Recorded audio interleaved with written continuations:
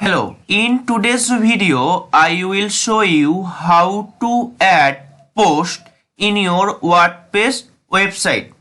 First, log in your dashboard and go to posts section and all posts. And add new.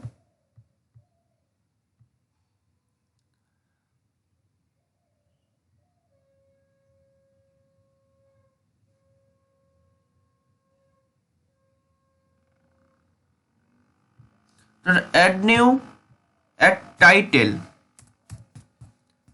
demo and content, lorem ipsum for demo content here.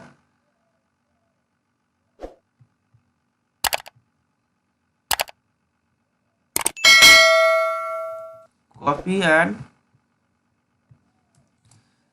paste here and publish. Web view and reload the page.